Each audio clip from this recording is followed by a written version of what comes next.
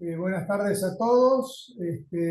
Encantados por hacer este webinar acá junto a varios amigos, colegas y amigos de la empresa, con Andreas Friso de General Electric, junto a Mario Fernández desde Córdoba, junto a Rubén Piraíno desde Rosario y Miguel Larrigó desde Mendoza. Además, nos acompaña el señor Carlos Colet. Así que bueno, vamos a dar inicio a este webinar. No sé, Mario, Rubén o Miguel, si quieren comentar algo.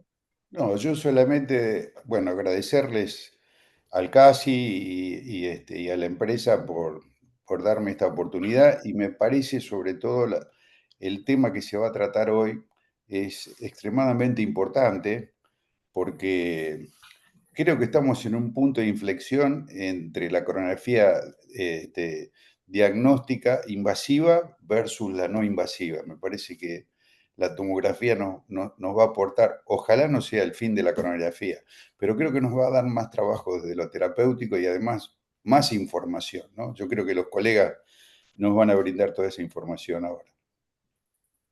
Sí, yo también agradezco primero a la invitación, muy agradable participar en estas reuniones y adhiero a lo que dice Rubén. Se viene una etapa, una era nueva, por lo menos no es la era en la que nosotros nos hemos formado, la gran mayoría de nosotros, ¿no?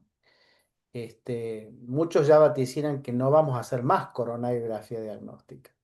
Sí que vamos a hacer intervencionismo y guiado, etcétera, etcétera, es algo que vamos a debatir hoy. Pero la coronariografía diagnóstica para muchos está a pronto de sucumbir. Yo simplemente agradecer la invitación a participar en este webinar y no quiero ocupar más tiempo para darle sí el espacio a la charla y a la discusión. Bueno,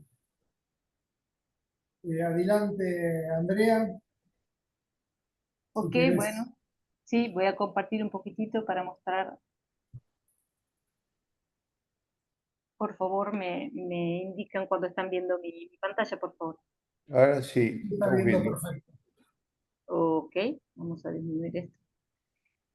Bueno, en principio agradecer al CASI por la participación que nos permite mostrar nuestra tecnología, los últimos avances en la tecnología de GE Healthcare.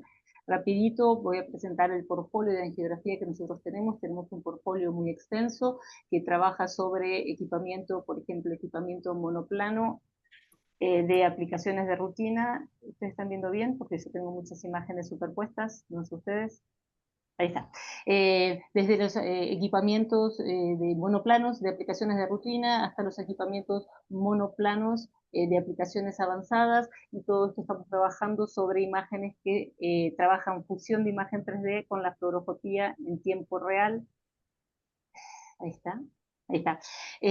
Y con sistemas biplanos y con sistemas robotizados, con diseño especial, con flotación adentro de la sala, que permiten trabajar una casuística especial. En este caso, lo que vamos a dedicar especial atención a la nueva plataforma, que son las plataformas ALIA, pero con el nombre Pulse.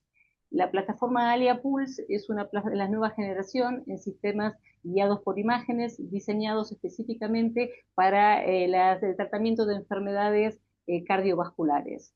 IGS Pulse define los estándares de calidad de imagen en procedimientos cardiovasculares a través de una nueva cadena de imágenes, un nuevo tubo de rayos X, un nuevo sistema de reducción del ancho de pulso y una capacidad de potencia máxima sobre cada uno de los puntos focales. Todos hacen que se pueda tener una imagen, una calidad de imagen sin precedentes dentro de la sala de angiografía, sobre todo para el tema de trabajar pacientes con angiografías complejas o con pacientes obesos, en donde se necesita mucho penetración.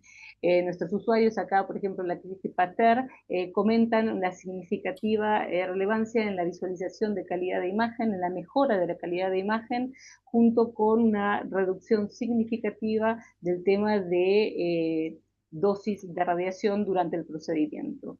También tenemos un nuevo rediseño de la interfaz del usuario que hace más cómodo y personalización del usuario cada vez que entra a la sala. E inteligencia artificial aplicada a estos equipos que implica que el equipo es el que optimiza todos los parámetros y ustedes solamente se tienen que fijar en concentrar en el paciente en el procedimiento.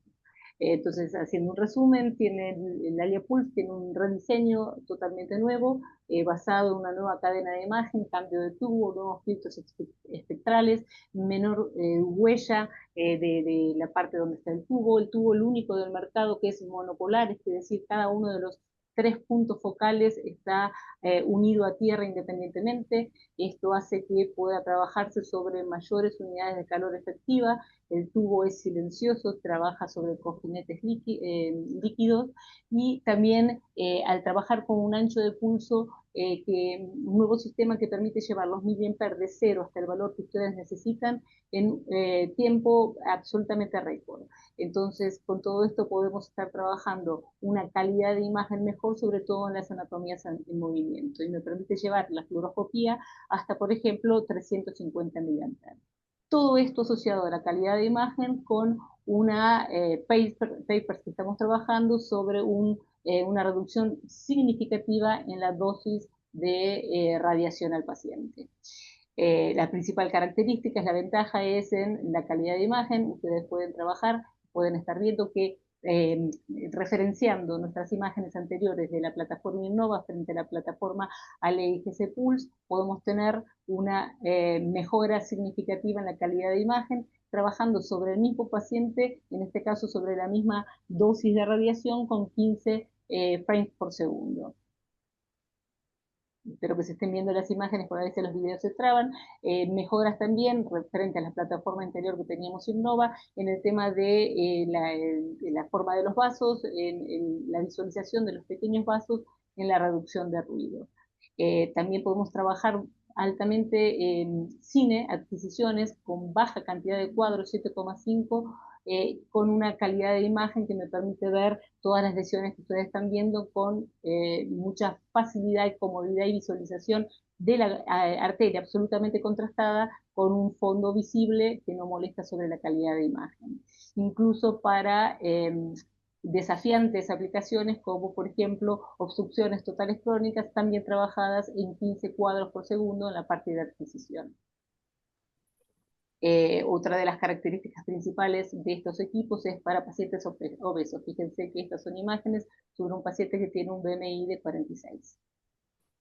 Y por último, les quería mostrar la tecnología 3D Stent, porque hasta ahora lo que les mostré fue la nueva tecnología en cuanto a las partes de plataformas, a la parte de hardware. Lo que estamos promocionando en este momento es el 3D Stent, que significa visualizar el 3D, el STET, pero en 3D. Simplemente a través de un COMBIN-CT, es decir, de una rotación adentro de la sala de angiografía, con corrección de movimiento, ya que el corazón es una anatomía que se mueve. Todo esto me permite analizar a través de un software específico de G, esta es una característica sola que la tiene G en el mercado, en donde ustedes pueden ver reconstrucciones del 3D sin necesidad de dispositivos adicionales, sin más contraste, sin catéteres adicionales, es decir, sin costo adicional en el procedimiento. Y a través de esto podemos trabajar no solo el 3D, sino también los cortes que me permiten, por ejemplo, analizar y medir cada una de las secciones. Esto lo va a trabajar mucho mejor el doctor Colette, y en función de esto podemos tener alta correlación entre las medidas que estamos tomando sobre este 3D Stent y la medición, por ejemplo, de iBus. Evidentemente, todo esto sin traer costos adicionales para ningún tipo de paciente, ¿no? Entonces, esta es parte de la tecnología que le quería mostrar. Espero haber sido clara. Cualquier cosa quedo a sus órdenes. Muchas gracias por permitirme participar.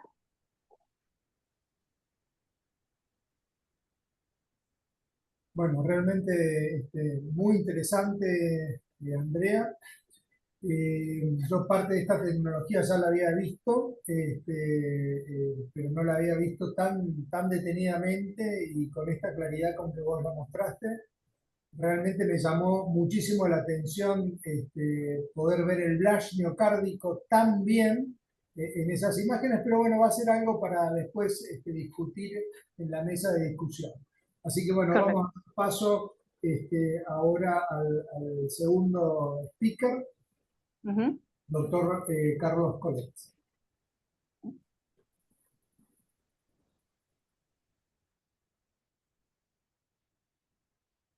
Perfecto, muchísimas gracias. Lo primero que les voy a pedir es si me digan que ven mi pantalla completa o no.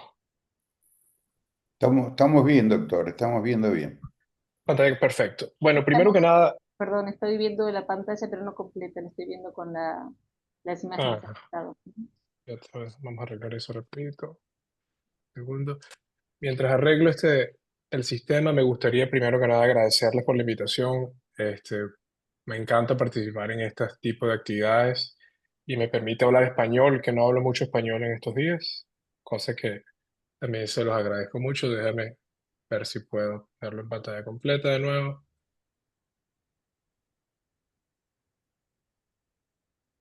Ok, y ahorita, Andrea, No, está igual, tenés que ver presentación, poner compartir ventana. vamos a intentarlo así entonces. ¿Ahora? Ah, perfecto, Ahí gracias. está. Perfecto, ok, ok. Discúlpeme por eso. Eh, para los que no me conocen, he ido un par de veces a Argentina. La última vez fue hace más de 7, 8 años. Yo me gradué en el Instituto Dante Passanese en San Pablo y después de eso me fui a hacer un doctorado en Rotterdam con el profesor Patrick Serrois, y ahí estuve con él 4 años. Después de eso me fui a vivir a Bélgica y trabajé con un individuo que se convirtió en uno de mis mentores y un gran amigo, que es Bernard de Bruin, con quien yo estuve trabajando en fisiología coronaria por más de 10 años. Y recientemente decidí aceptar una invitación a convertirme en director de coronarias para imagenología, fisiología y terapéutica de CRF en New York, posición de la que tengo en este momento. Mi asociación con este tema está básicamente con dos temas separados que se unen porque está en función de cómo tratamos a los pacientes hoy en el Cath Lab. Y lo voy a abordar conjuntamente y vamos a hablar sobre, veníamos hablando de eso antes de empezar el seminario y me gustó escuchar los comentarios de cómo ya es básicamente algo palpable que la tomografía coronaria está sustituyendo a la coronariografía invasiva como método diagnóstico. Eso está pasando ya hace una década. Obviamente, los últimos adelantos en términos de resolución espacial han básicamente redefinido el campo de imagenología coronaria invasiva.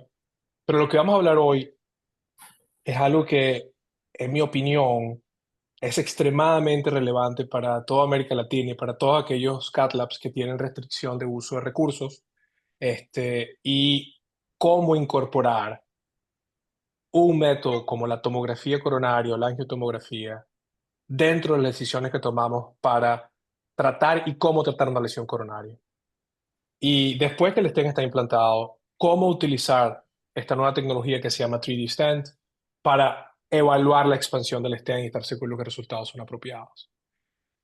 Les muestro mis disclosures y para los que no tienen idea de qué es una tomografía, que somos muchos de los cardiólogos intervencionistas, esto es todo lo que hay que saber.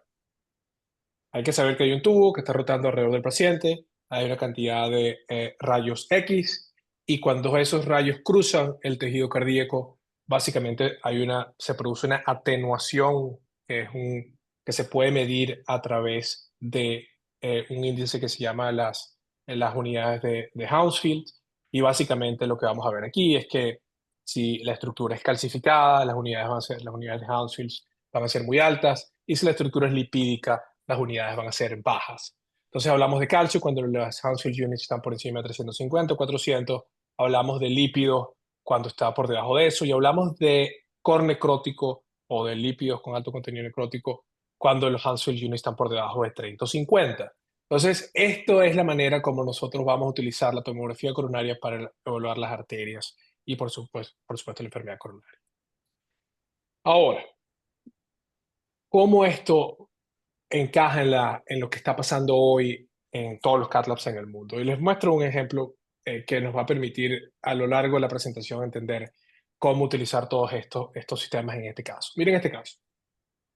Sería la opinión de todos aquí. Esto es un paciente que se presenta con angina clase 2, medicado, la función renal y la función cardíaca son normales. Viene a la sala de hemodinamia, 2 proyecciones, no les pongo las demás, pero no había nada espectacular que ver, y este es lo que tenemos. Y en muchos cath labs en el mundo esto se decide en el momento, hay que tomar una decisión ya. ¿Qué vamos a hacer? Bueno, parece que hay una lesión larga en el antecedente anterior, parece que hay una obstrucción a nivel del tronco distal, es una trifurcación del tronco coronario izquierda, parece que hay alguna enfermedad en el ramo intermedio, y entonces tenemos varias opciones. Y básicamente tenemos que decidir, y esto es lo que hacemos todos los días. Y hay gente que va a decir, bueno, un solo stent, descendente anterior, y después vemos lo que pasa. Perfecto. Va a haber alguien que va a decir, hay que poner 2 stents, y mira, el ramo está involucrado, una trifurcación, se puede perder el ramo. Ok. Siempre hay alguien que va a decir, mira, este es un paciente que tiene buenos lechos distales, no tiene comorbilidades, mi cirujano aquí es muy bueno, este es perfecto por una mamaria. Y el médico conservador o el cardiólogo conservador que va a decir, bueno, en este tipo de pacientes no hay ninguna diferencia si intervenimos o manejamos al paciente médicamente. Y esto es lo que pasa todos los días en todas las salas de hemodinamia. Para los operadores que estamos frente al angiograma, lo que estamos pensando es de dónde a dónde vamos a poner el stent. ¿Hay calcio o no hay calcio? ¿Tengo que predilatar agresivamente o tengo que utilizar algún método de modificación de calcio avanzado? ¿Qué voy a hacer con la rama lateral? ¿Qué voy a hacer con qué guía voy a utilizar? ¿Qué catéter voy a utilizar? ¿Qué acceso voy a utilizar? Y todas estas cosas están pasando en la cabeza de cualquier cardiólogo intervencionista que está manejando el caso. ¿Cuál es la consecuencia de esto? Yo vengo haciendo estudios clínicos desde hace más o menos 10 años, trabajo con todos los continentes, y me impresiono cómo trabajamos de distinto en Europa, en América Latina, en Asia y en Estados Unidos. El mismo caso se puede resolver de 5, 7 formas diferentes en la sala de hemodinamia. Y ese es uno de los mayores problemas que tenemos hoy en cardiología, y en entender cómo los estudios que realizamos en cardiología se trasladan a la práctica clínica. ¿Por qué? Porque la variabilidad en la evaluación del caso se traduce en una variabilidad de los resultados del procedimiento. Lo que les estoy mostrando ahorita es un gráfico que no ha sido publicado. Esto es un gráfico que lo tenemos en Rotterdam, y lo que vemos aquí es lo siguiente. Estos son datos del Syntax 1, que básicamente definió los guidelines del tratamiento de enfermedad multivaso. Y lo que ven en el eje horizontal es la tasa de eventos adversos con cirugía, y lo que ven en el eje vertical es la tasa de eventos adversos con angioplastia, que es el aumento de contactos. Ven ustedes cómo este hospital, cada circulito es un hospital.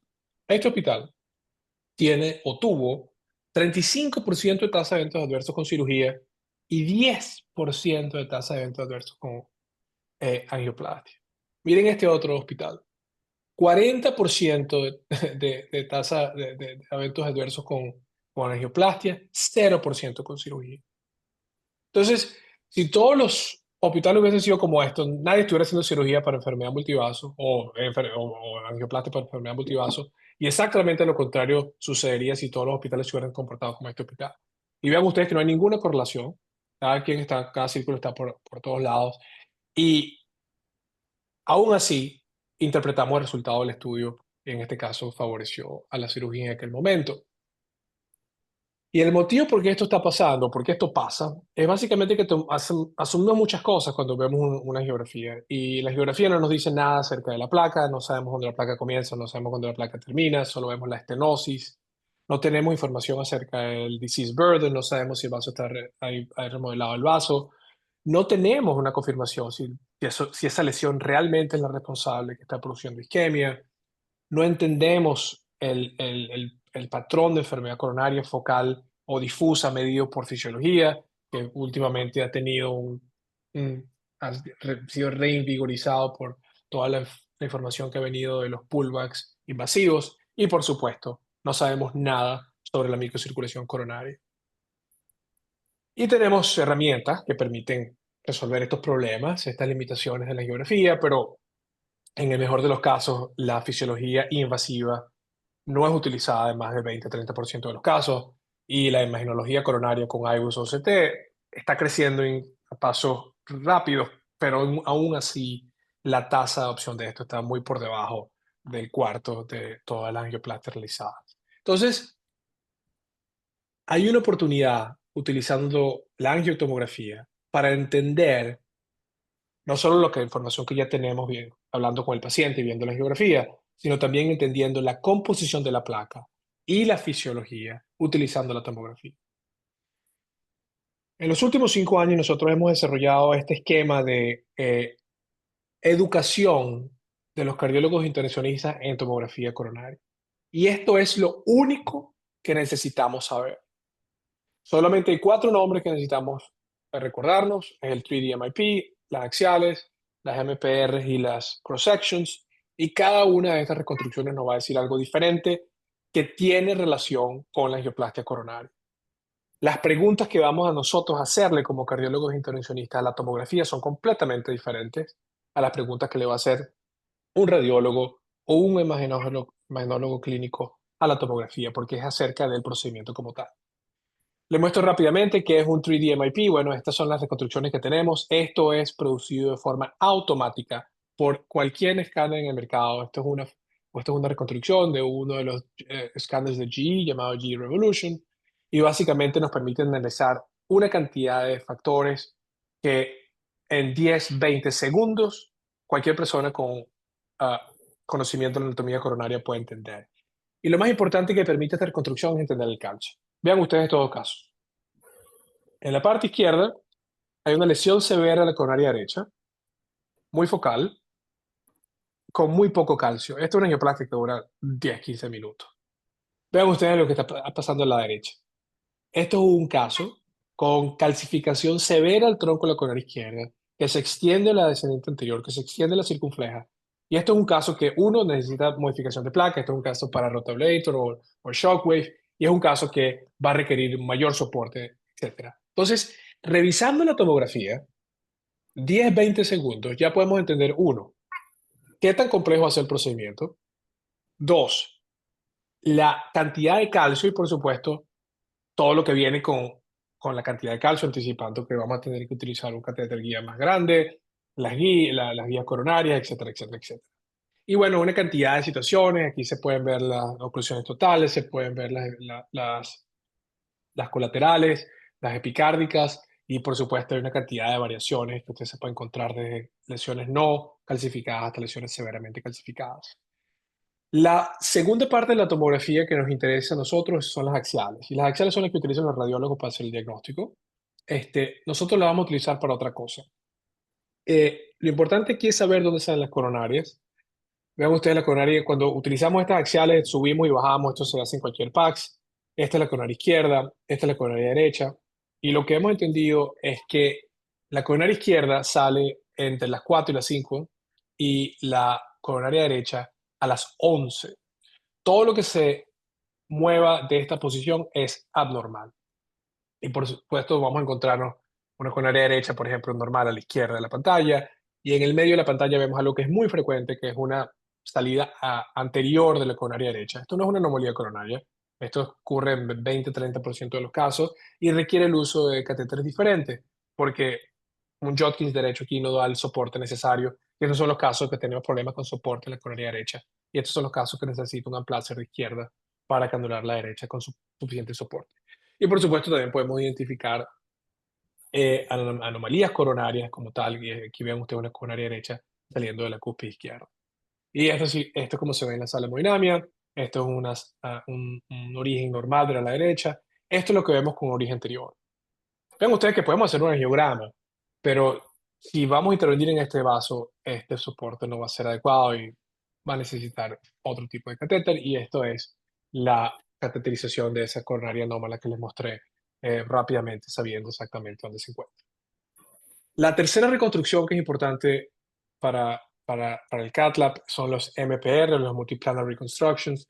Estas son muy sencillas de interpretar porque la lesión se ve la lesión en términos de la estenosis, se ve la lesión en términos de la placa y por supuesto son las reconstrucciones donde se pueden hacer medidas de longitud.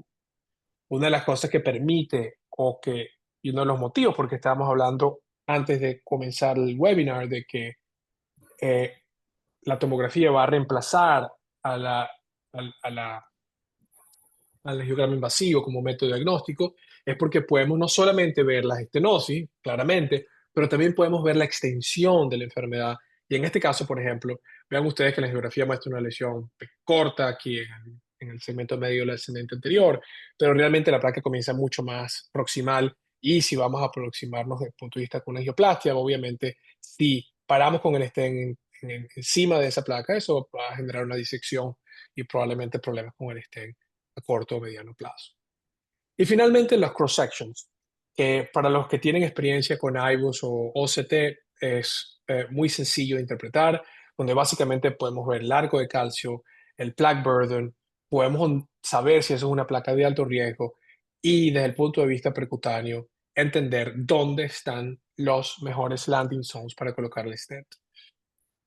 Desde el punto de vista de interpretación de placa, con cross-section, esto es lo que tenemos. Estas son placas lipídicas, estas son placas fibróticas, placas calcificadas. Vean ustedes que además de estas ser oscuras y estas ser muy blancas, todos los software permiten medir lo que llamamos las Hounsfield Units y el componente de la placa se puede identificar por los Hounsfield Units, como lo ven en la pantalla. Y la correlación con imagenología invasiva, hay 300 papers explicando esto. Yo creo que una imagen vale más que 1000 palabras, pero vean ustedes cómo no solamente uno puede identificar el lumen, sino también la composición de la placa, el arco de calcio, y eso corresponde prácticamente uno a uno con la información derivada de la imagenología intravascular, en este caso IVUS. Entonces, ¿cómo todas estas cosas ayudan con el paciente que tenemos en la mesa? Bueno, se recuerdan de la geografía, se las muestro otra vez. Ahora vamos a ver el caso con lo que les acabo de explicar. Ahora vemos los NPRs y lo primero que nos damos cuenta es que esto no es una enfermedad de la descendente anterior, es una enfermedad del tronco. La placa está extendiéndose hasta el tronco y hasta el tronco medio. O sea que si nosotros vamos a tratar este caso con un stent, básicamente necesitamos extender el edge proximal del stent hacia la parte proximal o media de ese tronco de la conar izquierda. Y podemos medir y entender dónde está el segmento del stent anterior que es sano, y es aquí en este cross-section E, y eso nos permite medir, y aquí hay una distancia de 48 milímetros, y por supuesto hay stents exactamente 48 milímetros, cosa que es muy buena en este caso particular. La segunda pregunta es, ¿cómo son los ramos de la bifurcación? Esto es una trifurcación del tronco. Entonces, bueno, podemos hacer clic encima de la circunfleja y hacer lo mismo. Y la circunfleja tiene un par de nódulos calcificados aquí en la parte proximal, pero no hay enfermedad en el osteo. Lo que quiere decir que un provisional stent, un stent del tronco de la stent anterior, la probabilidad de oclusión de la circunfleja va a ser baja porque no hay enfermedad en el osteo, y lo mismo ocurre en este caso con el ramo. Ahora, una de las ventajas de la tomografía comparado con la angiografía invasiva es la capacidad de ver calcio, que como esto es un trabajo histórico de Gary Mintz, de aquí de CRF, hace 30 años, mostrando que 30% del calcio severo no se ve en las angiografías. Y el motivo por qué esto es importante es debido a que el calcio es el primer factor que lleva a la mala expansión de los stents. Y la mala expansión de los stents, o la subexpansión de los stents, es el factor más importante para tener stent failure. Y desde años sabemos que la severidad del calcio, en este caso el arco de calcio, se correlaciona de manera directa y negativa con la expansión de los stents. Pero lo importante es esto. Lo importante es entender que cada vez que hacemos una angioplastia a un paciente que tiene enfermedad calcificada, básicamente la probabilidad de muerte, de esto es solamente mortalidad, lo que les muestro, es 30% mayor y aquellos pacientes que hacemos angioplastia que la enfermedad no es calcificada. Y por muchos años se consideró que el calcio era una contraindicación para la tomografía. Hoy estamos utilizando la tomografía para analizar el calcio. Es una cosa que hemos prácticamente cambiado 360 grados. Entonces, ¿cómo podemos analizar el calcio? Bueno, lo podemos analizar desde el punto de vista morfológico. Les voy a mostrar lo que estamos haciendo aquí, lo que prácticamente ya está siendo lanzado por varias compañías, que es el análisis del calcio en 3D. Y un concepto nuevo que estamos presentando por primera vez en el TCT la próxima semana en San Francisco, que es la evaluación de la densidad del calcio como factor predictor de stent under expansion. ¿Cómo se analizan las tomografías coronarias para ver el calcio? Bueno, de la misma manera que analizamos IVUS y OCT, es más sencillo, en mi opinión, porque vemos este halo blanco, que es muy difícil de perder. Después vemos esto es circunferencial, esto no es circunferencial. También podemos medir la espesura del calcio, y ven ustedes que esto básicamente es lo mismo que hacemos con OCT. Y por supuesto que también se puede medir la longitud. El motivo por qué escogí estas tres metrics es porque obviamente arco, espesura y longitud son los tres factores que hemos entendido por la imagenología invasiva que se correlacionan con mala expansión del stent. Ahora, el concepto nuevo que viene derivado del análisis de calcio por tomografía es el siguiente. Vean ustedes las cross-sections y la G, H, I y J. Y todas estas van a ser calcio circunferencial por cualquier técnica que usted utilice. Pero cuando empezamos a medir la densidad del calcio, y eso lo medimos con los Hounsfield Units, nos damos cuenta que estos calcios no son homogéneos. Estos calcios son de alta densidad, por ejemplo, aquí, y de baja densidad en los otros cuadrantes. Lo mismo pasa en este calcio. Entonces, la tomografía nos está permitiendo clasificar el calcio en denso y no denso, o suave o duro, si lo quieres poner así, o de alta densidad o baja densidad, el nombre no importa, pero lo que permite entonces es caracterizar el calcio en función de la densidad, y esto se hace midiendo los Hounsfield Units dentro del calcio.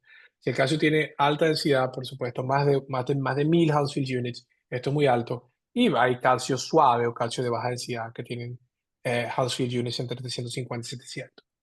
Le muestro un par de casos para entender un poquito la implicación clínica de esto. Esto es un caso que lo tratamos con IVL, con Shockwave, y vean ustedes lo que tenemos arriba es el pedazo de calcio extraído de la tomografía. Aquí tengo las Hounsfield Units de calcio, y aquí abajo tengo los cross-sections from the CT, y hicimos OCT antes y después de IVL. Y los vamos a enfocar aquí en la cross-section F. Vemos este gran pedazo de calcio.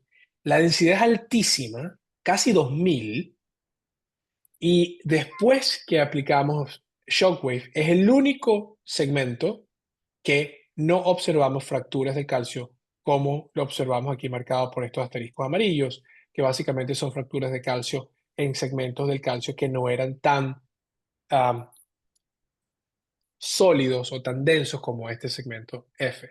Y por supuesto, utilizamos dos balones Shockwave, hicimos casi 80 pulsos ahí, pero no pudimos romper este calcio, y por supuesto tiene una relación con la densidad del calcio. El concepto de densidad del calcio relacionado con problemas durante el procedimiento no es nuevo. Esto fue publicado por un grupo japonés el año antepasado, un estudio retrospectivo mostrando que la densidad del calcio por tomografía fue el factor predictivo más importante para el uso, por ejemplo, de atelectomía rotacional, comparado con todos los otros valores clásicos como cuadrante de calcio, longitud de calcio, etc. Y esto fue uno de los primeros estudios básicamente mostrando este concepto de densidad. Entonces lo que estamos viendo es que la tomografía, siendo no invasiva, permitiendo entender lo que uno va a hacer antes de entrar a la sala de hemodinamia, viendo la placa en 3 dimensiones, en los 3 vasos, y también permitiendo el análisis de la densidad del calcio, viene a complementar el uso de imagenología intravascular como IVUS y OCT para entender la enfermedad mejor antes de entrar a la sala de hemodinamia. Hay una cantidad de factores, por supuesto, que ambas tecnologías ofrecen, y otras que son únicas de cada una. Entonces, volvemos al caso. le muestro el caso en 3D. ¿Cómo es qué tan severo es el calcio en este paciente que tiene esta enfermedad de tronco? No es nada severo. Hay unas par de placas calcificadas en el techo de ese tronco. Ninguna de ellas es circunferencial y vean ustedes cómo están distribuidas en la trifurcación coronaria. También podemos entender la masa que está en riesgo. Y aquí vemos que la descendente anterior tiene 25% de la masa del ventrículo izquierdo, el ramo tiene 24% de la masa del ventrículo izquierdo, y esto, por supuesto, nos permite entender que este ramo aquí es sumamente importante y no se puede perder durante el procedimiento. Podemos utilizar la fisiología, voy a comentar muy rápidamente acerca de esto, pero lo que nos permite entender la fisiología es que no solamente la lesión es severa o es significativa desde el punto de vista de flujo, sino que también hay un gran gradiente transpesórico a lo largo o en el ósteo de la descendente anterior, lo que implica que una angioplastia va a restituir completamente el flujo por el carácter focal de esta lesión. Entonces, imagínense que cada vez que entráramos a la sala, tuviésemos un mapa completo de la anatomía coronaria, no solamente del lumen, sino también de la placa, en 3 dimensiones, y al lado de eso, una caracterización funcional completa de la enfermedad. Y, por supuesto, imagínense las implicaciones. En este caso, lo que era un caso difícil, de decisión difícil, se convierte en un caso que es sumamente sencillo desde el punto de vista de la decisión clínica. Es un stent desde el tronco al medio de la descendente anterior. Esto va a cubrir completamente la enfermedad. Dos guías para proteger el ramo, otra guía para proteger la circunfleja, y lo que era una angioplastia que pudo haber tomado mucho tiempo para simplemente entender la estrategia, se convierte en un procedimiento de 10 minutos con este resultado. Ahora, eso está todo muy bien. El problema es, y ahora después que pusimos el stent, ¿qué hacemos? Entonces, aquí es donde me gustaría entonces empezar a hablar un poco sobre la segunda tecnología que vamos a hablar hoy, que es el 3D stent. Y básicamente lo que hemos entendido es que la expansión del stent es lo que lleva a eventos adversos, y por supuesto IVUS y OCT son el gold standard. La definición de expansión del stent están hechas basadas en una cantidad de datos que señalan que si utilizan IVUS y el área mínima del stent es menos de 5.5 o por OCT 4.5, eso está asociado a una mayor tasa de eventos adversos, y esto sí ha mostrado una cantidad de estudios retrospectivos. Ahora, este es el estudio más importante básicamente que existe hoy en la literatura. Este es el estudio Illumien 4, publicado el primer paper en New England, este es el segundo o tercer paper publicado en European Heart Journal, mostrando lo siguiente. Lo que ven aquí en el eje horizontal es Minimal Stent Area, MSA, la área del stent más pequeña a lo largo del stent. Y lo que ven aquí en el eje vertical es la tasa de TLF, Target Lesion Failure. Que el stent tuvo problemas, sea por muerte, infarto o reorganización. Y ven ustedes lo siguiente. Si el área del stent es mayor que 5.2 o 4 punto algo, no hay eventos adversos.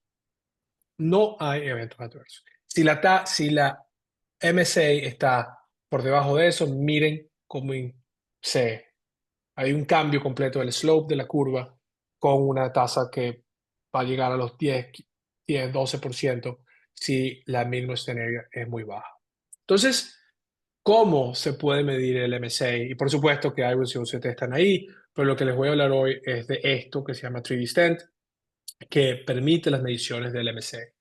¿Qué es 3D Stent? Yo creo que Sofía lo mencionaste al principio del webinar. Es básicamente una tecnología que está basada en una angiografía rotacional.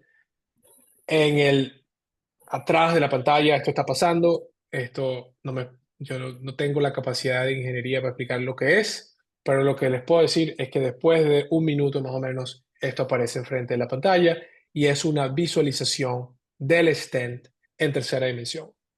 Este es uno de nuestros cath labs en Bélgica, mostrando cómo se hace esto. Básicamente usted no tiene que hacer nada. Pone el pie en el pedal, la máquina hace una rotación, esto se programa, viene todo programado automáticamente, y básicamente después que uno hace esta geografía rotacional, que tiene una cantidad de pasos, este es el resultado. Y uno puede examinar esto, obviamente, durante el caso y hacer mediciones. Y en este caso, vean que la medición de esta área del stent es 7.2, que está por encima de este 5.5 o 4.5 que les mostré antes. Y por supuesto, uno puede optimizarlo o no, depende, por supuesto, de cada caso. Pero esta tecnología permite, por primera vez, cuantificar el área del stent sin necesidad de uso de catéter de manera intravascular.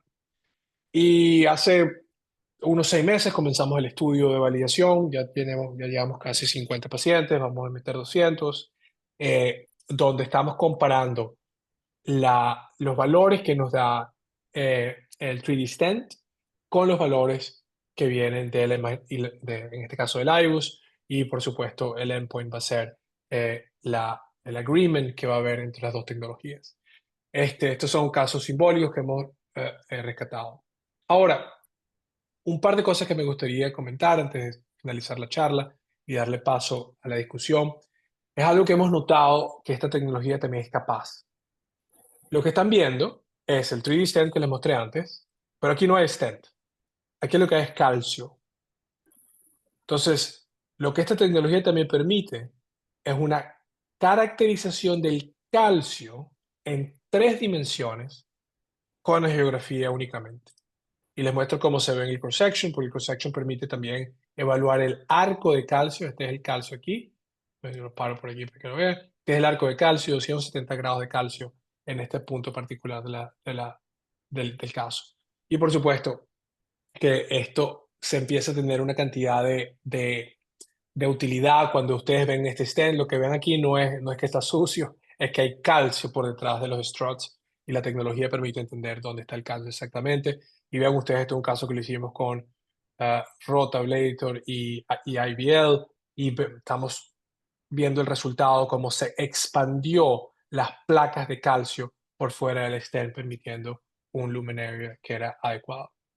Les voy a mostrar un caso adicional. Este es un caso de mi práctica. Les muestro rápido para tener tiempo para discusión. Este es un caso que parecía benigno, parecía una lesión simple en la coronaria derecha proximal. Ya teníamos la tomografía, ya teníamos las reconstrucciones de calcio 3D. Sabíamos que estaba una placa calcificada detrás. No pensamos que era una placa severa.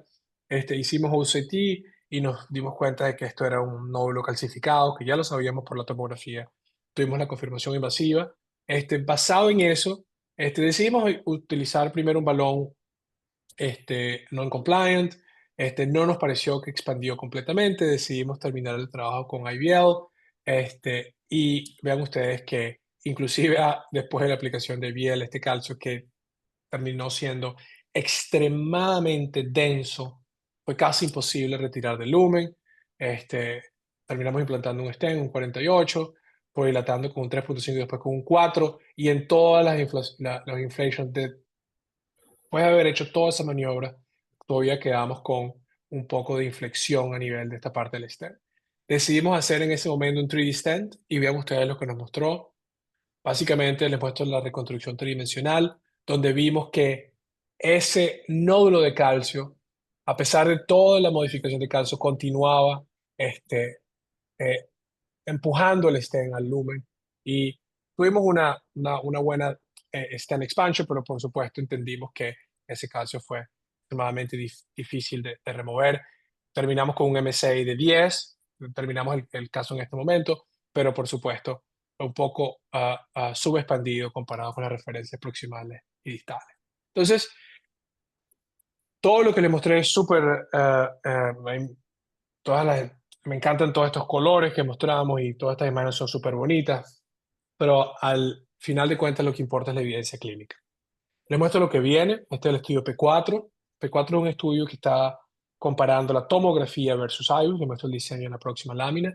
Pero básicamente estamos tomando toda la información de la tomografía y estamos utilizando estas herramientas de optimización basadas con la geografía para guiar los procedimientos, y estamos comparando esto que llamamos CT Guided PCI con IVUS Guided PCI, que es hoy por hoy clase 1A, en más de 1000 pacientes con enfermedad coronaria severa y ya terminamos el estudio en función de la inclusión de pacientes. Estamos ahorita en el seguimiento de un año y el próximo año en el TCT vamos a estar mostrando por primera vez los datos sobre el estudio P4. Entonces, para terminar, yo creo que ya estamos en una fase del uso de imágenes en cardiología intervencionista donde la tomografía ya no es más una herramienta para descartar o para excluir enfermedad coronaria. La tomografía se ha convertido en una herramienta que permite caracterizar la enfermedad coronaria de manera muy ah, eh, eh, específica desde el punto de vista morfológico y desde el punto de vista funcional. Todo esto lo estamos investigando en este estudio que se llama el P4, donde básicamente estamos integrando la tomografía en la planificación de todas las angioplastias coronarias y también estamos metiendo la tomografía dentro del CAT. Nosotros creemos que si este estudio y los próximos que estamos planeando muestran resultados que creemos, el uso de la tomografía para guiar enfermedad, para guiar angioplastias se va a convertir en el standard of care. Muchísimas gracias por su atención y, por supuesto, abierto a cualquier pregunta que tenga.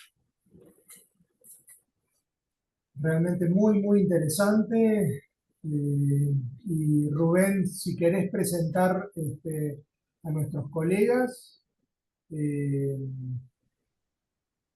yo ya Bueno, me había presentado, pero si querés volverlos a presentar, y el panel de expertos que te va a ir haciendo preguntas.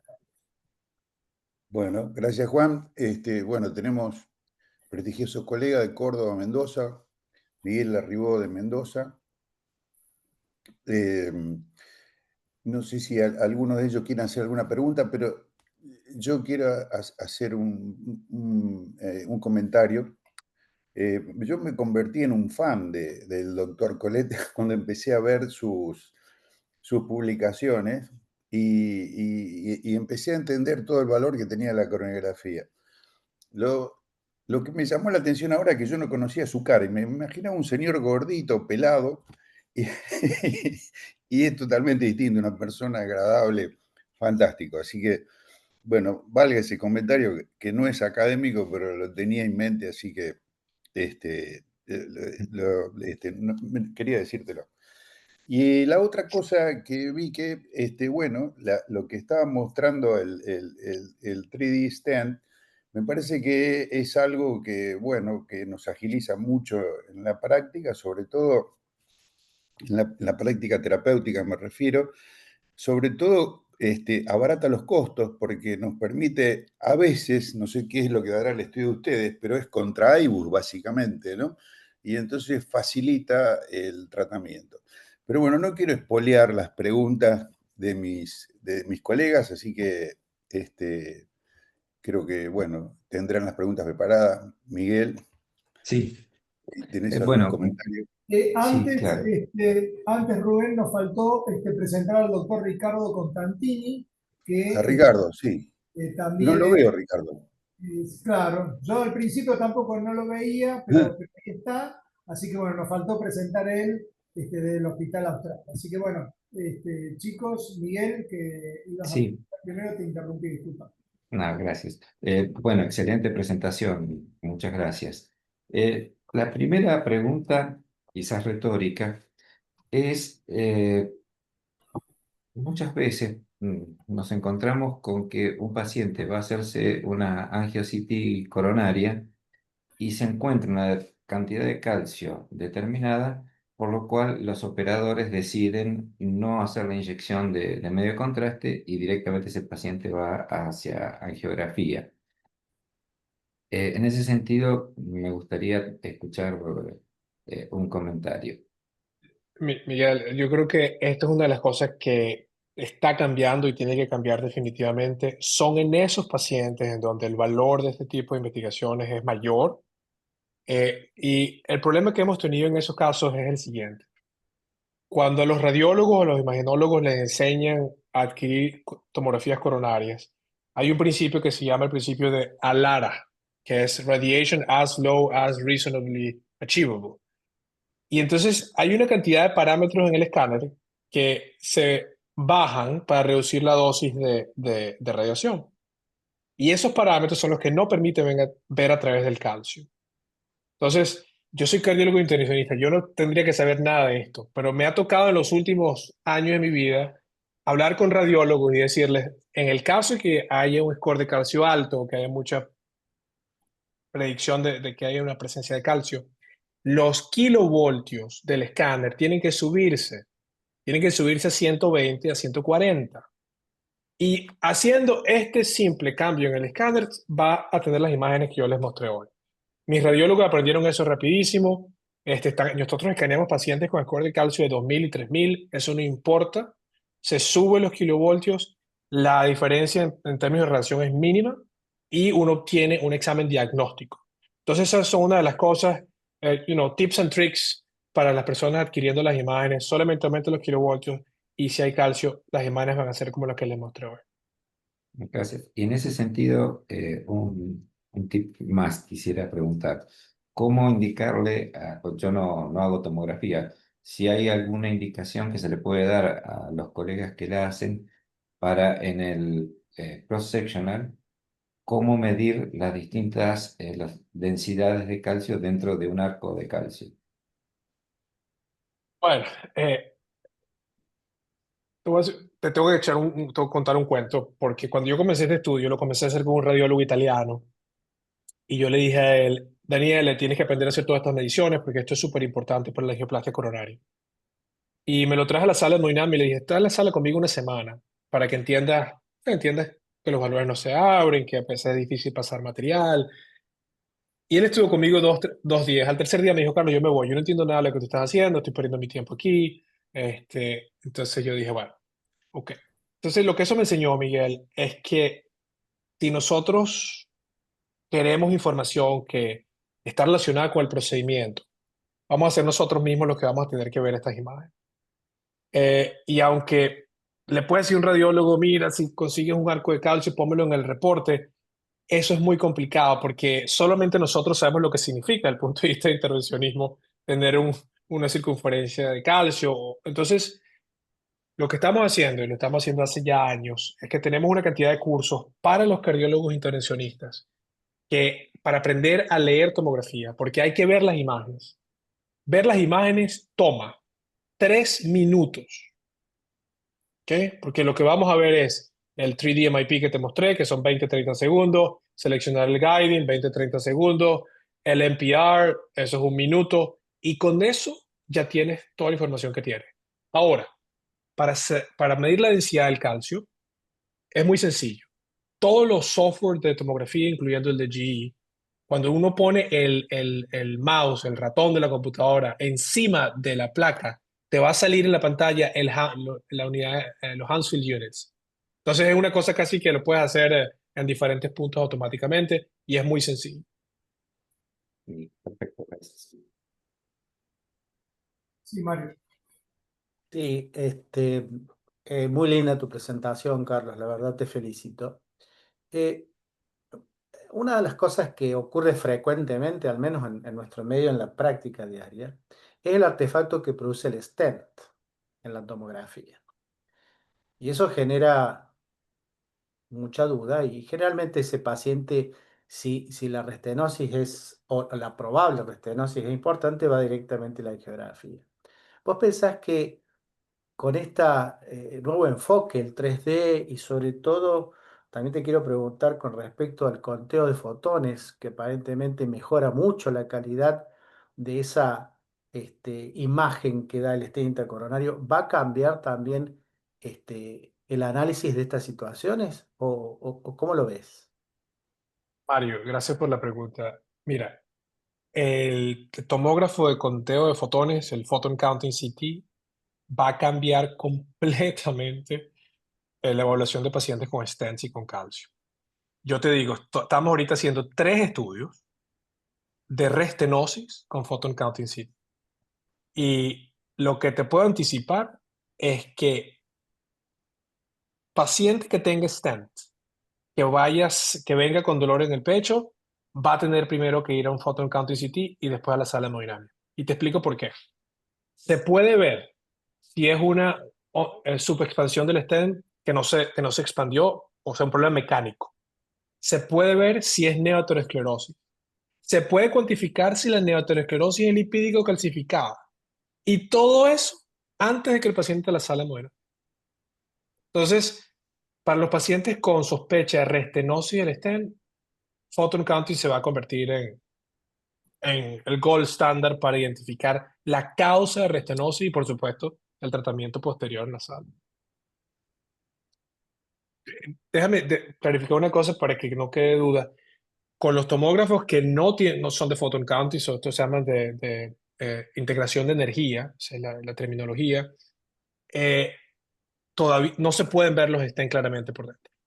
Entonces, hay una compañía que tiene photon counting, GE está lanzando el photon counting el año que viene. O sea que en 5 años ya hay 2, 3 compañías con photon counting, el precio va a bajar y se van a convertir en los escáneres que van a ser los mejores para la cardiología intervencionista.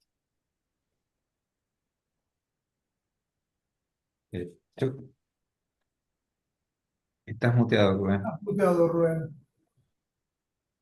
Ricardo Constantini, no sé si está para darle lugar. Sí, muchas gracias. Felicitarte, Carlos, por tu presentación. Ha sido muy ilustrativa y sobre todo nos has mostrado no solamente, digamos, con tu disertación, las imágenes, lo que puede desarrollar los nuevos equipos, sino hay una combinación de nuevas tecnologías, inteligencia artificial, reconstrucción de imágenes, etc. Y un intento también de combinar, un resultado final de combinar la anatomía con la fisiología, ¿no? Eso es un dato no menor porque en nuestro medio, en la gran mayoría de nuestras salas de hemodinamia, en comparación a Estados Unidos, la gran mayoría de los pacientes ingresa a la sala de hemodinamia casi con el 80% de la información de los estudios completos.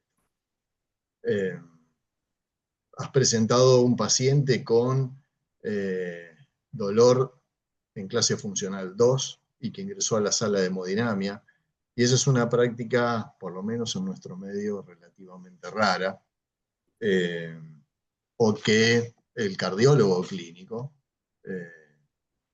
quiere buscar otra ruta de análisis antes de asignar, digamos, un estudio de angiotomografía. Lo que, por otro lado, esta tecnología puede simplificar los estudios también, ¿no? Más allá de darle información con isquemia, sino el volumen de su enfermedad.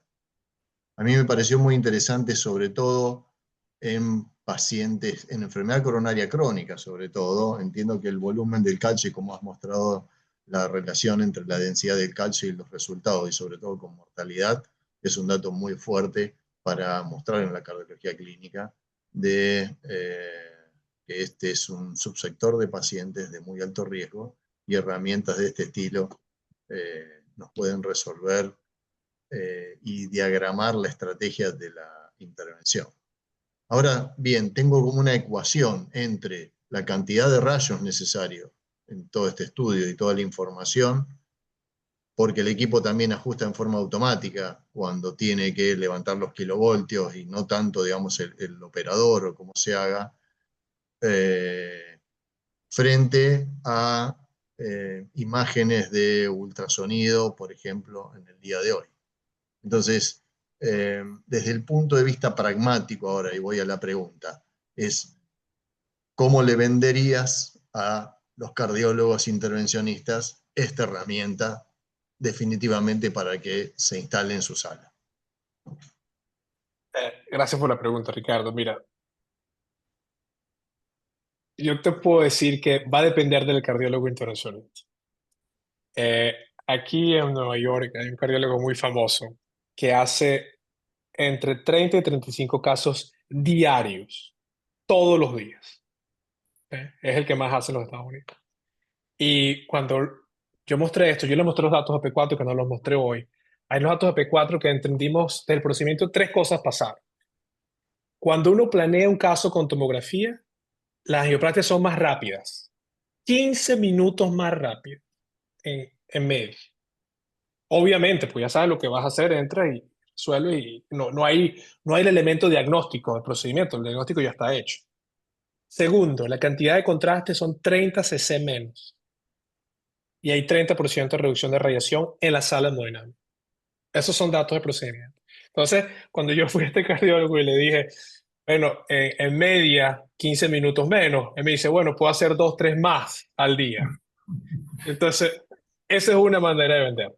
La otra manera de venderlo es, mira, yo creo que la manera como se desarrolló nuestra especialidad fue muy curiosa porque la parte invasiva se desarrolló antes de la no invasiva y utilizamos el CARLA para hacer diagnóstico que ya que sabemos que no es lo mejor para hacer diagnóstico. Entonces lo que estamos haciendo ahorita es, no es posible que nosotros somos unos cirujanos o estamos haciendo intervenciones que no preparamos el caso. Entramos sin saber la anatomía, entramos sin saber si hay calcio o no, entramos sin saber si la coronaria está en una posición normal, entramos y tenemos que entonces que decidir muchas cosas en el momento.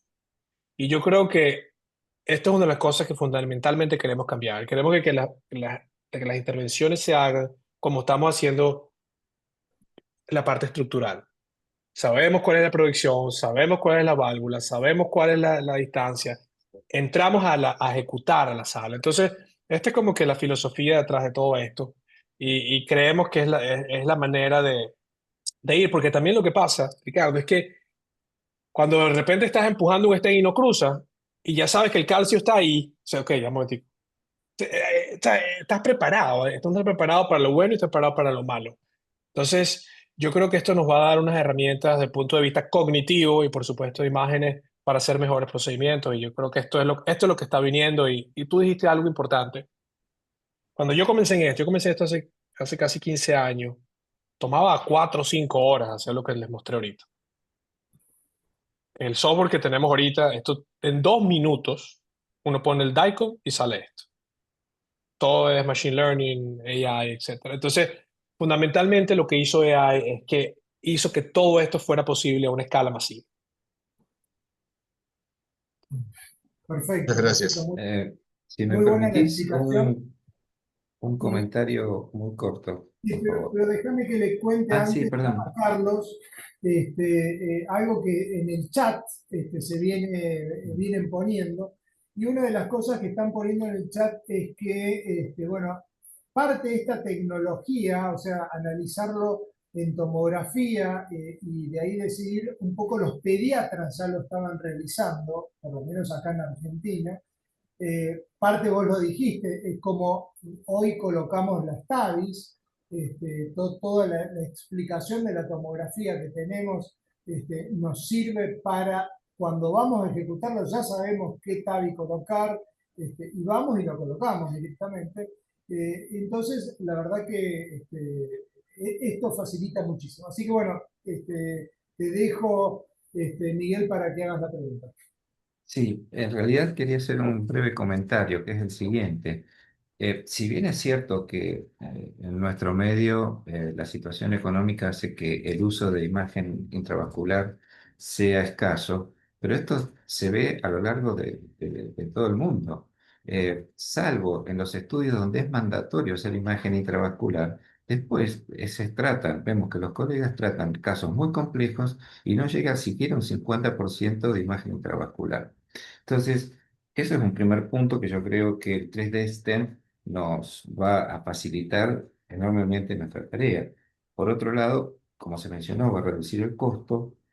No podemos dejar de lado lo que hacemos en imágenes intravasculares. Sabemos que cruzar a veces con el catéter de OCT o de IVUS puede tener alguna complicación baja, pero la puede tener, cosa que acá le estaríamos obviando. Y en el caso del OCT para lesiones complejas, vamos a hacer una sobrecarga de calcio, perdón, de contraste que también acá le estarías evitando. Sí. Miguel, no quiero extenderme mucho porque sé que estamos en el tiempo, pero hay una cosa que aprendí de unos colegas nefrólogos que tengo acá, hablando del contraste. Y ellos me explicaron, cosa que yo no sabía, que el contraste, cuando se administra de forma intravenosa, es prácticamente inocuo comparado cuando el contraste se administra de forma intraarterial. Entonces, el contraste que se administra para una tomografía coronaria es intravenoso, y la tasa de nefropatía por contraste con contraste intravenoso, yo no voy a decir que es cero, pero es muy, muy baja. Es tan baja que hay un debate entre los nefrólogos si hay que hacer preparación con suero fisiológico en pacientes que tienen bajo clearance. Lo que te quiero decir con esto es lo siguiente.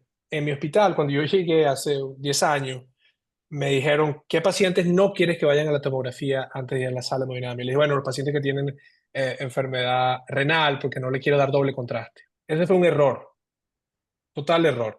Lo que hay que hacer es, los pacientes que tienen disfunción renal, que van a la sala de hemodinamia, esos pacientes se benefician de tener el diagnóstico completo con contraste endovenoso y ir a la sala de hemodinamia y reducir al máximo el contraste interarterial.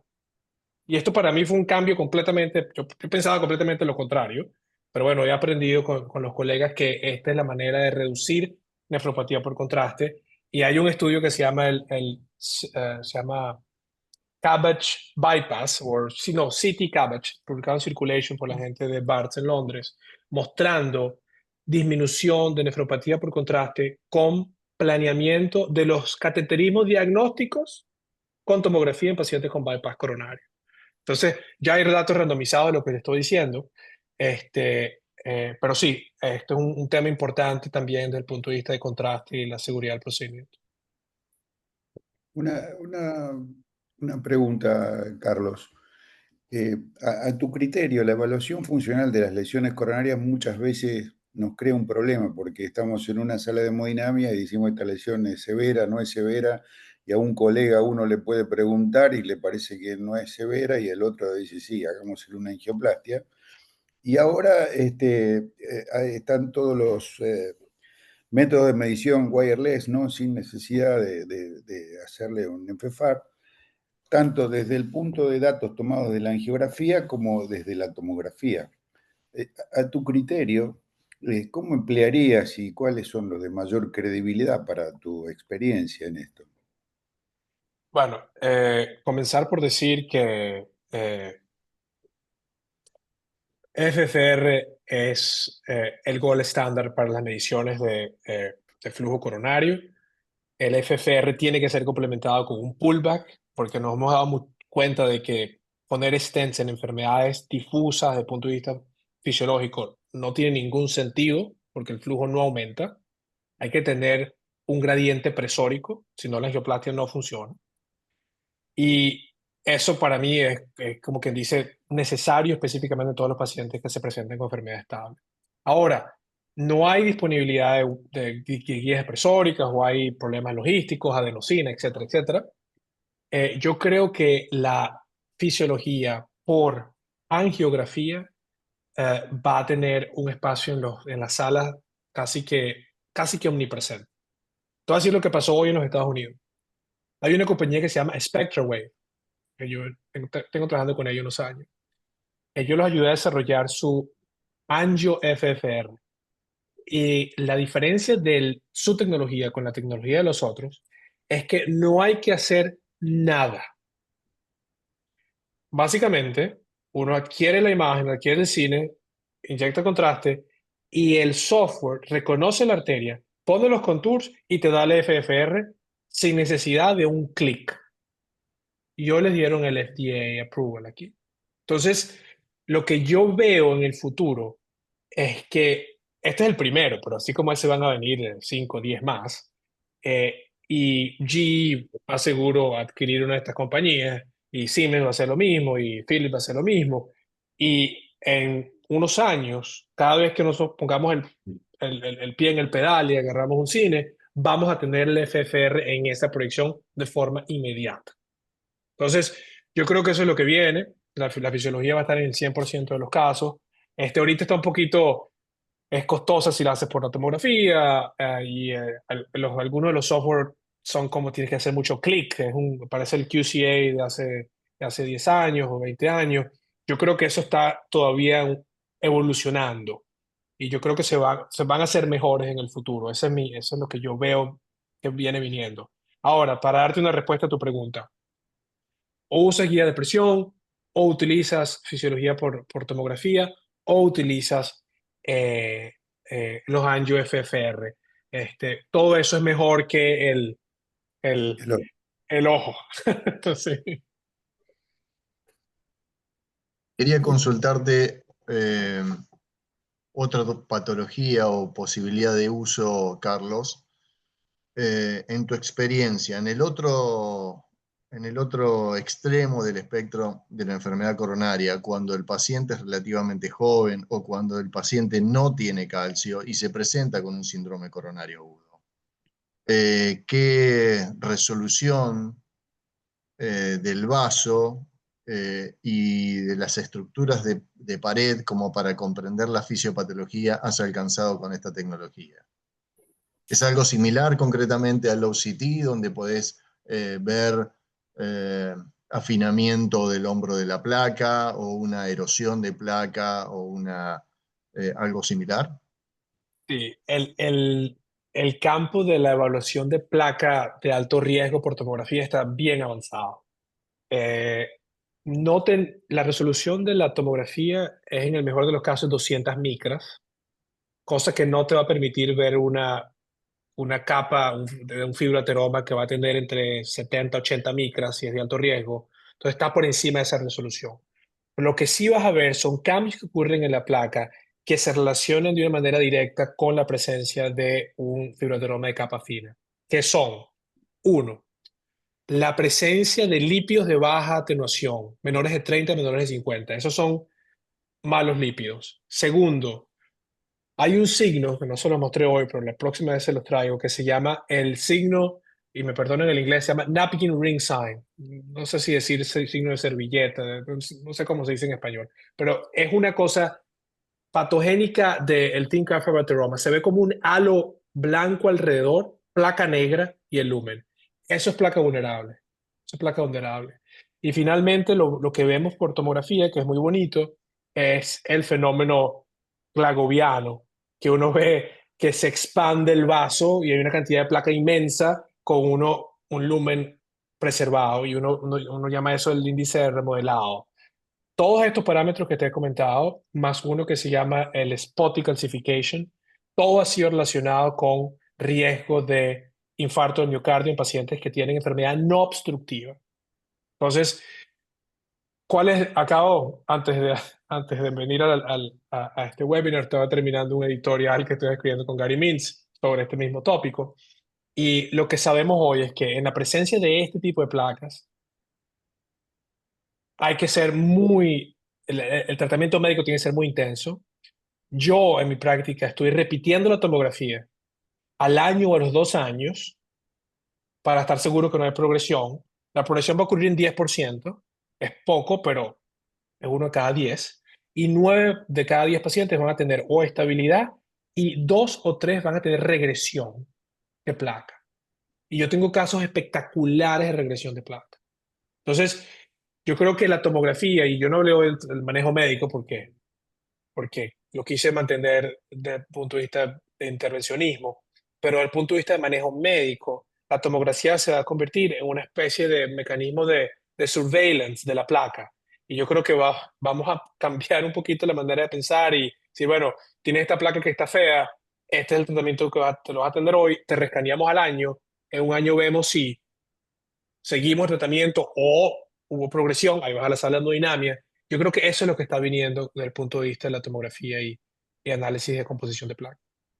Carlos, muy interesante, y bueno, nos está haciendo pensar, creo que a todos, que en un futuro próximo vamos a tener que hacer tomografía todos para entrar a la sala de hemodinamia. Creo que ese es el cambio que has logrado, por lo menos en esta charla con nosotros. Yo te quería preguntar, ¿en qué nos puede ayudar en el CTO, que a veces nos trae algunos dolores de cabeza, algunas veces estamos en angioplastias larguísimas, a veces las podemos planificar, otras veces se da el CTO en ese momento o querés intentar un CTO medio de urgencia. ¿Cómo lo ves desde ese punto de vista?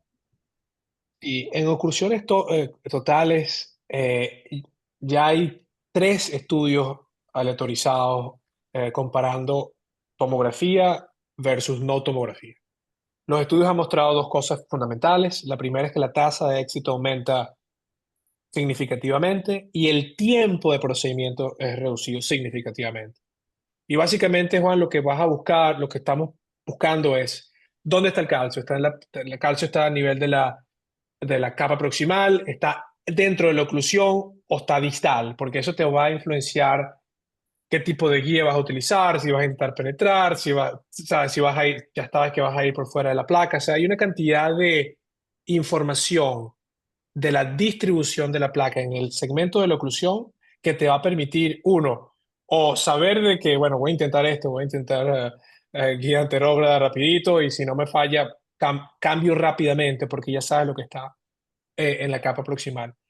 La segunda parte que yo pienso que es muy importante es entender los diferentes puntos de oclusión en el vaso, que a veces son una sorpresa. A veces uno cree que cruzó y no cruzó. Y yo creo que es tener una idea.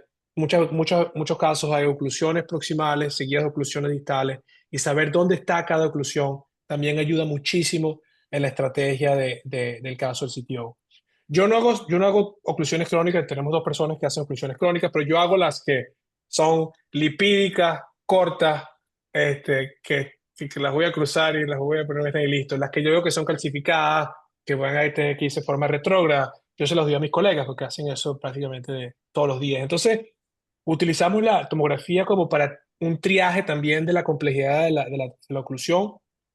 Las oclusiones sencillas, yo creo que las podemos hacer cualquier persona. Las oclusiones más complicadas, yo creo que estos operadores que están haciendo esto de cada día a día son los que deberían estar resolviendo esto porque, como tú sabes, pueden pasar muchas cosas, hay que tener en la mano muchísimos devices, muchísimas técnicas. Bien.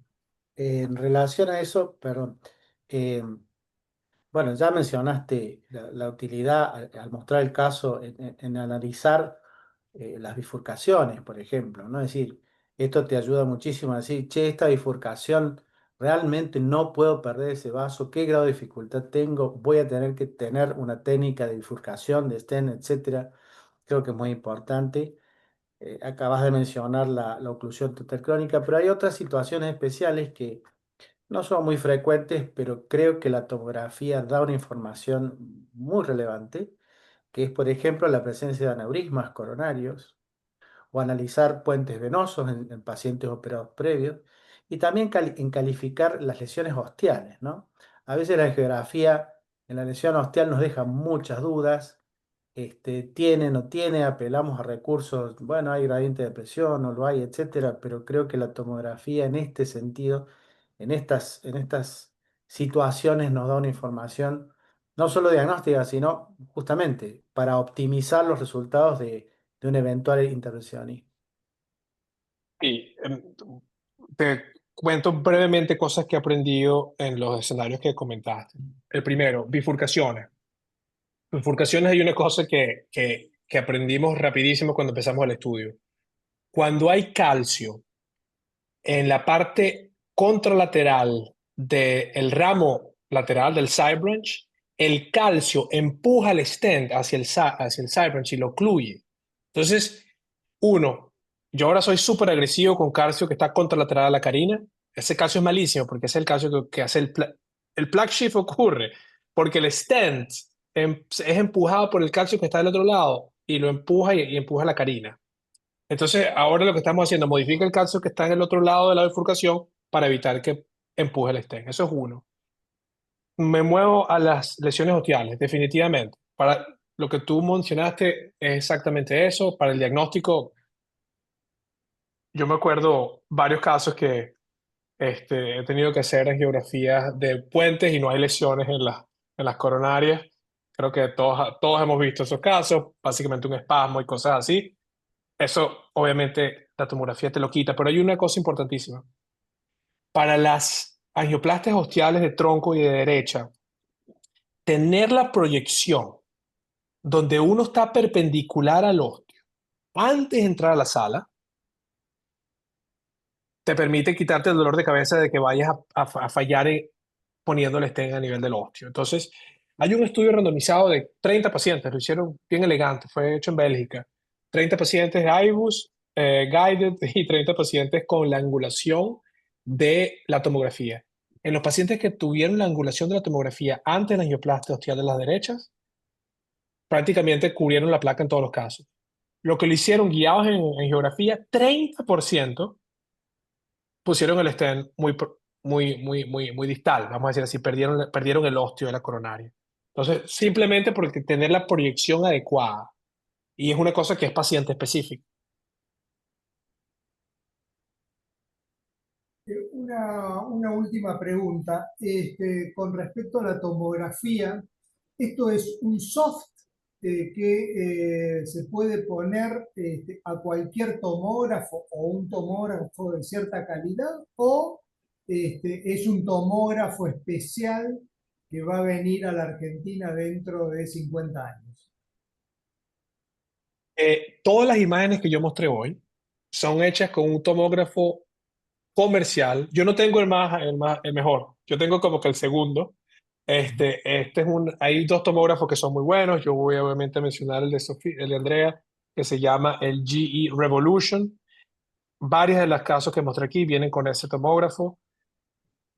Eso es lo que necesitas. Ahora, todas estas reconstrucciones tridimensionales, hay por lo menos una docena de compañías que vienen con estos software, porque este software ahora es todo basado en inteligencia artificial, es muy sencillo. G tienen uno que está en fase de, todavía es secreto, pero pronto lo van a lanzar.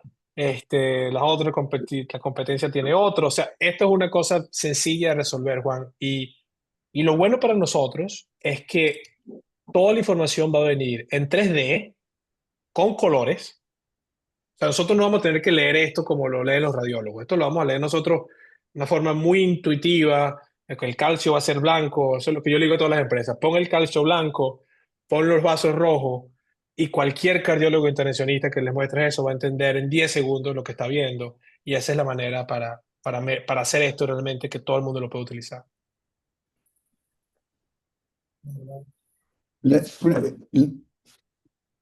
Sí, Rubén. Estás muteado, Juan. No, una pregunta. Este método, que bueno, que ya llegó para quedarse, el de la tomografía, requiere un entrenamiento especial y la persona que da el informe, que da la información, realmente tiene que ser una persona con experiencia. Y yo veo que acá pareciera que hay dos especialidades que son las que realizan. Una es el radiólogo y otra es el cardiólogo. Yo te escuché hablar y te escuché más como que el informe venía del radiólogo, pero el radiólogo no tiene tanta experiencia de todas las cosas que dijiste recién, de cómo tratar una bifurcación, de cómo viene la placa. ¿Quién va a recibir el entrenamiento? ¿Al que más le interese o va a ser de una especialidad en alguien? ¿Cuál es tu idea, no? Porque todavía esto no está definido, pero sí es un campo gris que habría que discutirlo, porque es la calidad de información que uno ofrece. Rubén, nosotros, porque el radiólogo no va a entender nunca qué es una angioplastia y bifurcación. El cardiólogo clínico que hace imágenes tampoco está familiarizado con las técnicas de angioplastia, ni le interesa, porque están haciendo completamente otras cosas.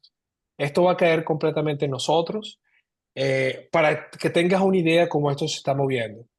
Tenemos el TCT en 4 días ahorita en San Francisco.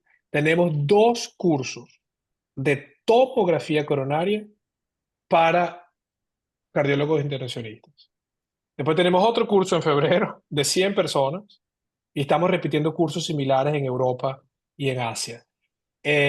Duran 2 días, porque la otra cosa es que para nosotros es muy fácil, porque ya sabemos la enfermedad coronaria, sabemos la anatomía coronaria. Lo que tenemos que es acostumbrarnos a verla de una manera diferente, pero la parte tridimensional ayuda muchísimo. Entonces yo creo que esto es una cosa que nosotros la vamos a empezar a ver. Hay que ver las imágenes porque los informes, yo no leo los informes de tomografía de nadie porque uno pierde lo que no necesita. Yo creo que cuando el radiólogo o el cardiólogo informa, la pregunta es, ¿hay enfermedad coronaria sí o no? Pero cuando uno le ve la tomografía, uno está pensando, voy a ponerle stent de aquí a acá, ¿dónde está el calcio? Entonces, es como una visión diferente y vamos a ser nosotros los que vamos a aprender esto. Y como te digo, en 2 días te conviertes en un experto. Me dejas tranquilo entonces con esa definición. Sí, porque los radiólogos avanzan mucho. En mi institución, el radiólogo es el que quiere informar las coronografías y bueno, y es no una pelea, pero sí un debate permanente, ¿no? Pero no me dijiste que esto estaba acá o esto estaba allá. Y un poco depende esto de un tema comercial, ¿no? El que compra el equipo es el que quiere utilizarlo en más. Entonces es esa brecha que se crea entre los radiólogos y los cardiólogos intervencionistas. Bueno, creo que estamos en tiempo. Agradezco a todos, Carlos, la verdad que haberte conectado. Muchísimas gracias. Muy instructivo lo que hemos recibido. Andrea, también, la verdad que las imágenes que mostraste fueron muy lindas y aprendimos muchísimo. Agradezco a mis colegas que realmente con las preguntas pudimos aprender un montón de todo lo que es cardiología intervencionista. Y muchísimas gracias, Carlos, que nos mostraste esta visión y nos cambiaste la idea un poco de que tenemos que entrar a la sala ya sabiendo la tomografía y que creo que esto se viene y se va a venir próximamente, como dijiste. Así que muchísimas gracias. Muchas gracias a todos. Gracias por tener. Hasta luego. Buenas noches. Gracias a todos los del caso y Carlos, un placer. Muchísimas gracias. Gracias, Andrea. Chao, Que muchas sigan bien. gracias. Hasta luego. Hasta luego.